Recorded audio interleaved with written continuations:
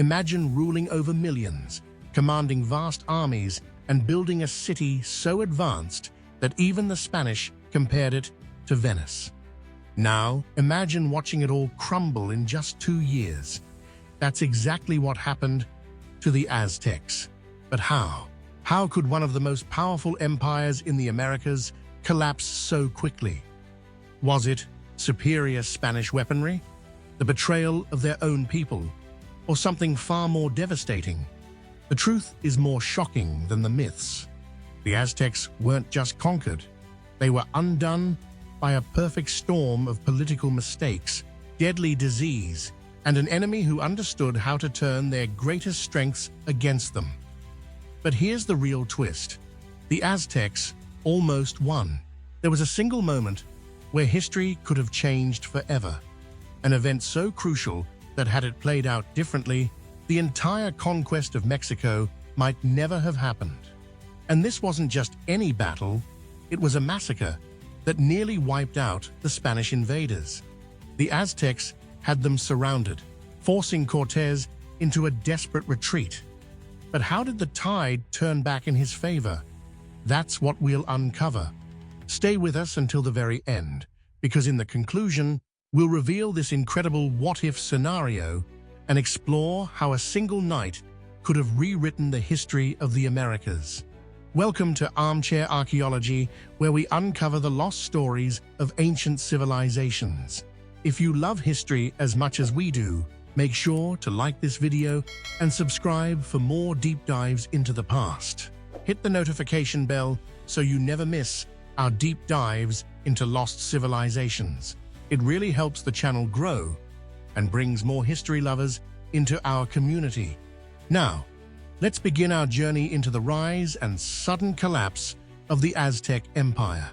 The Aztecs didn't just build an empire, they built a war machine.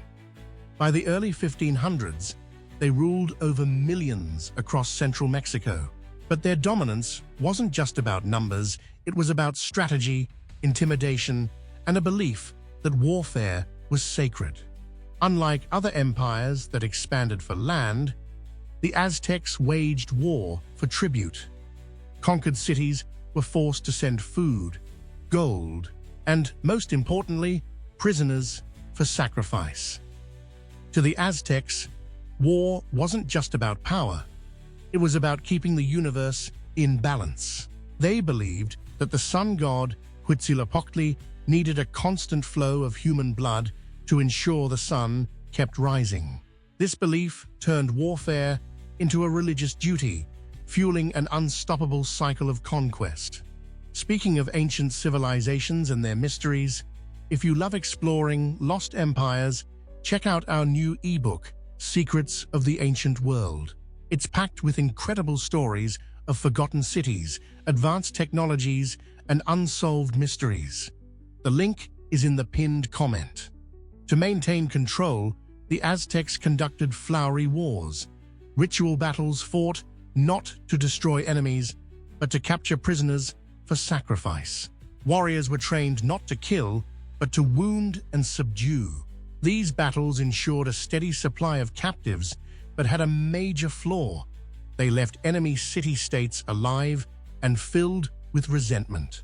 Instead of crushing their rivals, the Aztecs forced them to send tribute or face annihilation. For many under Aztec rule, this system was unsustainable. Some cities lost so many warriors to sacrifice that they could no longer defend themselves from invaders. Others suffered from famine because their tribute demands were too high. Resentment grew, but so did fear. Few dared to rebel until an unexpected opportunity arrived. Because when Hernán Cortés landed in 1519, he didn't just face the Aztecs, he found a land full of potential allies. The very people the Aztecs had oppressed would soon become the key to their downfall. When Hernán Cortés landed on the shores of Mexico in 1519, he wasn't just another explorer. He was a man with everything to gain and nothing to lose. He had disobeyed direct orders from the governor of Cuba, leading an unauthorized expedition. If he failed, he would be labeled a traitor. If he succeeded, he would change history. Cortés arrived with just about 600 men, 16 horses, and a few cannons. Against an empire of millions, this should have been a death sentence. But Cortés wasn't planning to win with force alone.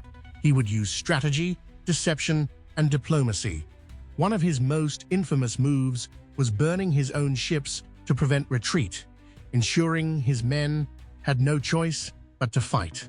Whether this was literal or symbolic, it had a profound psychological effect. His army had to commit fully, but his real genius lay in exploiting the resentment that had been festering under Aztec rule. Cortés quickly made contact with the Totonacs and later the Tlaxcalans, two powerful groups who had suffered under the Aztecs. At first, the Tlaxcalans fought him, engaging in brutal battles against the Spanish. But when they saw the Spaniards' horses, steel weapons, and firearms, technology unlike anything they had ever faced, they realized this foreign force might actually be the key to overthrowing their enemy. Winning over these allies wasn't just about military power, it was about political manipulation. Cortés promised them an equal partnership, but in reality, they were being used. With thousands of native warriors now fighting alongside him, Cortés wasn't just an invader anymore, he was leading a rebellion against the Aztec Empire. And incredibly, when he arrived at Tenochtitlan, the Aztecs didn't attack. Instead, they welcomed him in, and that's when everything started to unravel. Emperor Moctezuma II ruled over one of the most powerful civilizations in the Americas. He commanded vast armies, controlled immense wealth, and ruled from a city more advanced than nearly any in Europe at the time. And yet, when confronted by a small group of foreign invaders, he made a choice that baffles historians to this day. He let them walk right into his capital. When Cortés and his forces arrived in Tenochtitlan in November 1519, Moctezuma had options. He could have crushed them immediately. The Aztecs outnumbered the Spanish by thousands, and their island capital was a natural fortress.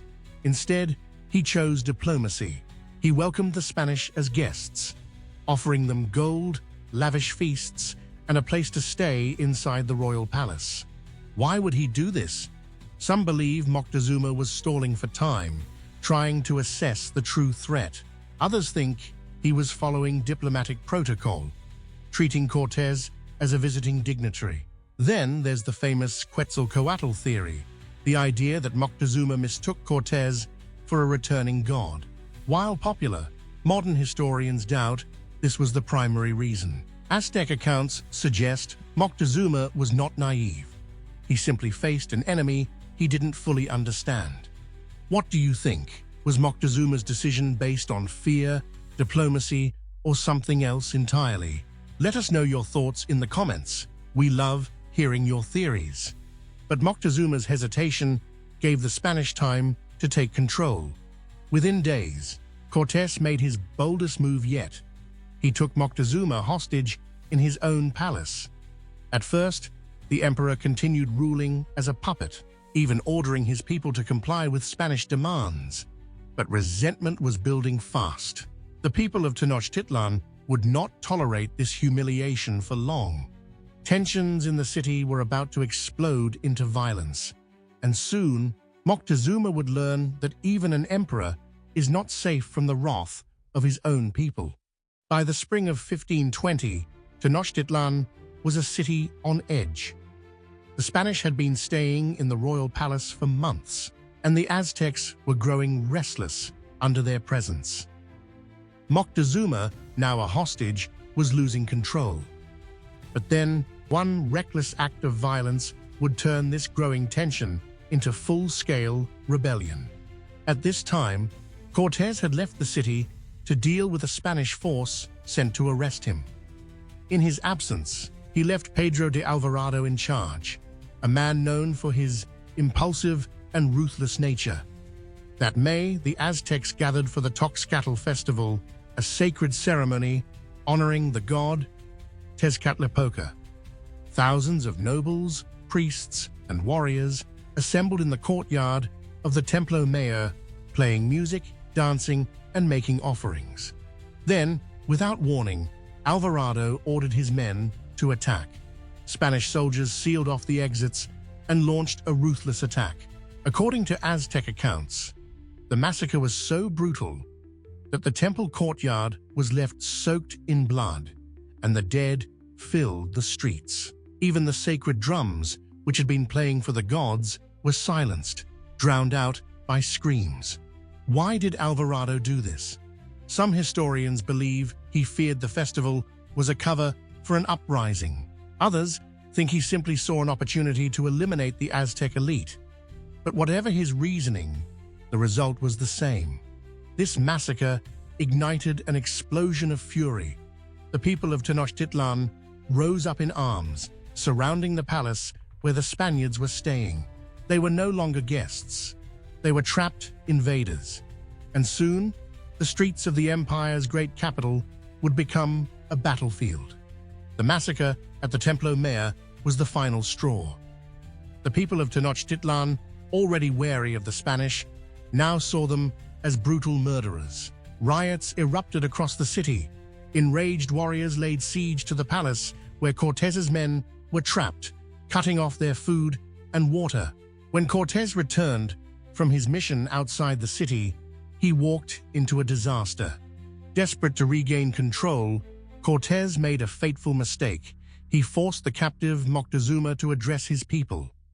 According to Spanish accounts, Moctezuma pleaded with the crowd to let the Spaniards leave in peace. But the Aztecs had lost all faith in their emperor. They turned on him, pelting him with stones and arrows. Within days, Moctezuma was dead, either from his wounds or, as some suspect, secretly killed by the Spanish once he was no longer useful. Now, the Spanish were in serious danger. They were outnumbered, surrounded, and starving. The only option was to escape. On the night of June 30th, 1520, under the cover of darkness, Cortés and his men attempted to flee the city, carrying as much stolen Aztec gold as they could. But the Aztecs were ready. As the Spanish crossed the causeways out of the city, warriors swarmed them from canoes, rooftops, and streets. Arrows and spears rained down, and the narrow bridges became death traps. Many Spaniards drowned, weighed down by the very gold they had come to steal. Hundreds were slaughtered, including much of Cortés's army. Cortés himself barely survived, reaching the shore covered in wounds. The once invincible conquistador collapsed beneath a tree and wept. He had just suffered his worst defeat, but he wasn't finished yet, and soon he would return to Tenochtitlan with a vengeance.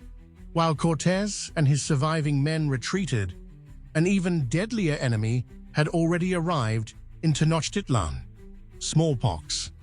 Unlike swords or guns, this weapon needed no army. It spread silently, killing tens of thousands before the Spanish even returned. The virus had likely been introduced by an enslaved African who traveled with the Spanish. At first, it went unnoticed, but once it took hold, it tore through the city at an unimaginable speed. The Aztecs had no immunity to European diseases, and their tightly packed capital became the perfect breeding ground. Fever, vomiting, and painful sores covered the victims' bodies. Within days, entire families were wiped out. The timing couldn't have been worse. The Aztecs had just defeated the Spanish and were preparing for their return. But smallpox ravaged the city before Cortés even had a chance to regroup. Warriors, priests, nobles, none were spared. Worst of all, the newly crowned emperor, Cuauhtémoc, who had taken power after Moctezuma's death, succumbed to the disease within just a few months. The Aztecs were left leaderless at their most vulnerable moment. History is full of civilizations that thrived and then vanished. Want to uncover more mysteries like this? Our ebook, Secrets of the Ancient World, takes you on a journey through lost cities and ancient technologies. Grab your copy in the pinned comment. But the most horrifying part? Smallpox didn't just kill, it paralyzed the survivors with terror.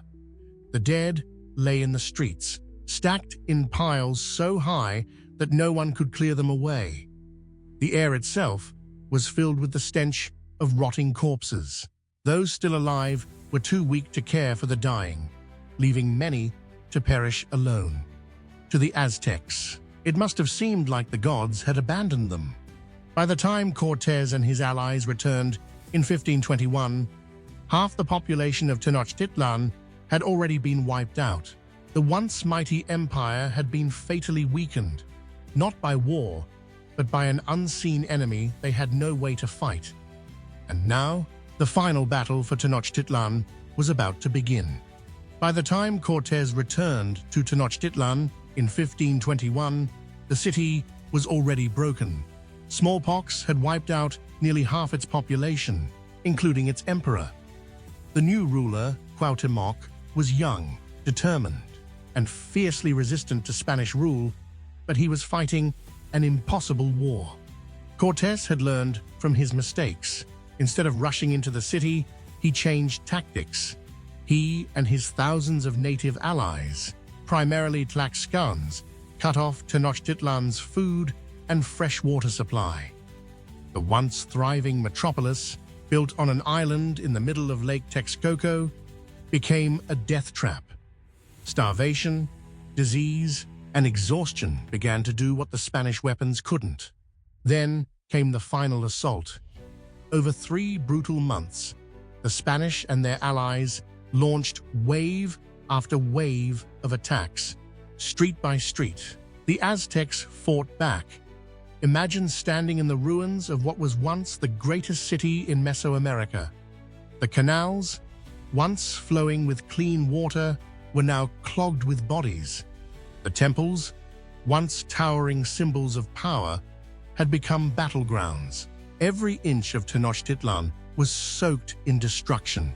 Every canal, every temple, every home became a battleground. But the Spanish had a devastating advantage. Brigantines, small warships built to dominate the lake. These ships cut off escape routes, bombarded the city from the water, and prevented supplies from reaching the Aztecs. The defenders were completely surrounded. What once was the most powerful city in Mesoamerica became a wasteland of rubble and corpses. Survivors described heaps of bodies clogging the streets and floating in the canals. The smell of death was so overwhelming that even the Spanish were horrified. Still, the Aztecs refused to surrender. Even as food ran out, even as their homes burned, they fought to the last breath. But the end was inevitable. After 80 days of relentless battle, the once great city of Tenochtitlan was on the verge of collapse. And soon, its last emperor would fall into Spanish hands.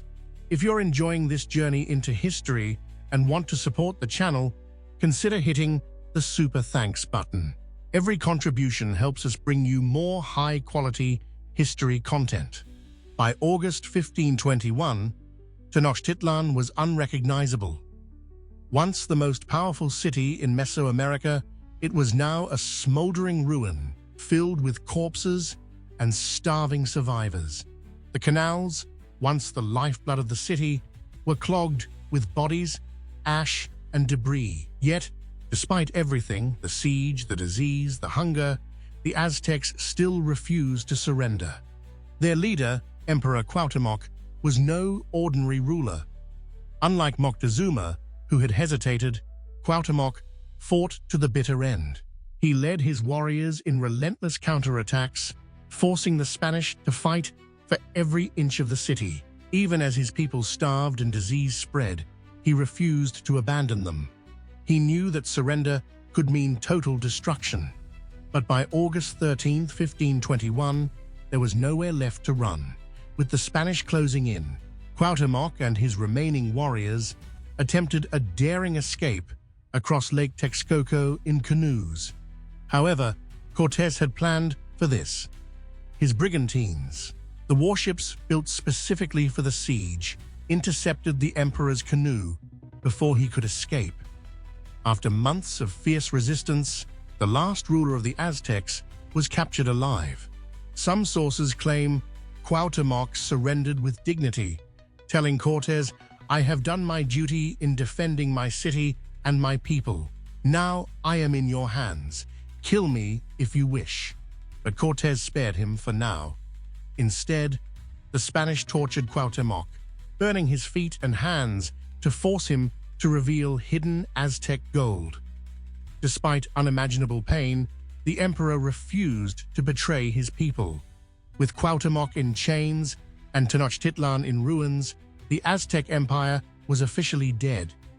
After nearly 200 years of dominance, its final day had arrived. But while the Spanish had won the war, their victory was built on devastation, and the legacy of the Aztecs was far from over. Even though Tenochtitlan had fallen, the Aztec spirit had not been broken. Many assume the conquest ended in 1521, but in reality, resistance continued for years. The Spanish had won the war, but ruling over a devastated land was another challenge entirely. In the immediate aftermath, Cortés faced a massive problem. Tenochtitlan was in ruins, and many of his native allies expected rewards for their help. The Tlaxcalans and other indigenous groups who had fought alongside the Spanish now demanded land and privileges. But instead of being rewarded as equals, they quickly realized they had traded one ruler for another. Spanish control tightened, and the indigenous allies who had helped bring down the empire were left with broken promises and growing resentment. But instead of granting them real power, the Spanish began consolidating control for themselves. This created tensions that would last for centuries. Meanwhile, across former Aztec territories, rebellions erupted.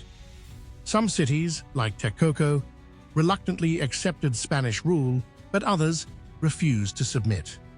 The Purepecha, Tarascans to the west, and the Maya in the south continued to resist Spanish control for decades. In some areas, small, independent indigenous states survived for over a century. And Cuauhtémoc, though he had been tortured, he remained alive for several years. Cortés kept him as a prisoner, dragging him along on expeditions to new lands. But in 1525, fearing Cuauhtémoc might be plotting a rebellion, Cortés had him executed on charges of treason. With his death, the last hope of an independent Aztec-led resistance was crushed. However, Aztec culture didn't disappear. Many Mexican nobles kept their status by working under Spanish rule. The Spanish relied on indigenous administrators to help govern the new colony, allowing some aspects of Aztec society to survive. Even the Nahuatl language persisted and is still spoken by over 1 million people today.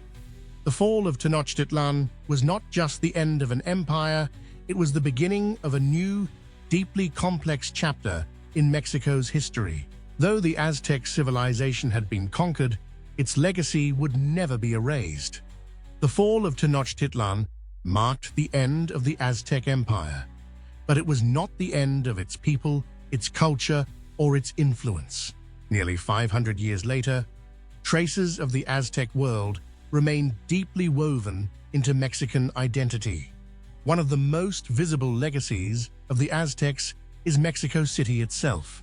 The Spanish built their colonial capital directly on top of the ruins of Tenochtitlan, using stones from destroyed temples to construct churches and palaces. But beneath the modern streets, the past still lingers. Archaeologists continue to uncover Aztec temples, sculptures, and artifacts, proving that the city's foundations are literally built on its history. The most famous discovery was the Templo Maya, once the heart of Aztec religious life, which remained buried until its excavation in 1978. The Aztec language, Nahuatl, also survived. Despite Spanish efforts to erase indigenous culture, over 1 million people still speak Nahuatl today. Many Spanish words, like tomato, chocolate, and coyote, come directly from Nahuatl, showing how deeply the Aztecs influenced the world. Even in modern slang, many Mexicans unknowingly use words of Aztec origin every day. Even their traditions live on. The Day of the Dead, Dia de los Muertos, a celebration of ancestors and the afterlife, has roots in ancient Mesoamerican beliefs, including Aztec customs honoring the dead. Elements of Aztec mythology remain in Mexican folk traditions, from spiritual rituals to festivals still celebrated today.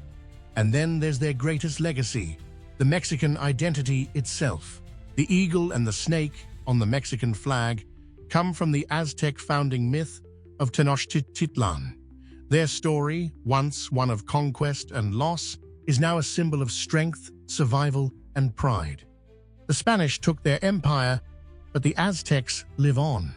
And if you love unraveling ancient mysteries, our ebook, Secrets of the Ancient World, is a must-read. From lost civilizations to forgotten technologies, it's packed with fascinating discoveries. Get your copy today. The link is in the pinned comment. The fall of the Aztecs wasn't just about Spanish guns and steel. It was a perfect storm of betrayal, hesitation, and disease. But what if history had taken a different turn? Remember La Noche, Triste, the night the Aztecs nearly wiped out the Spanish? That was the moment everything could have changed. Had Cortés been killed that night, it's very likely the Spanish invasion would have collapsed.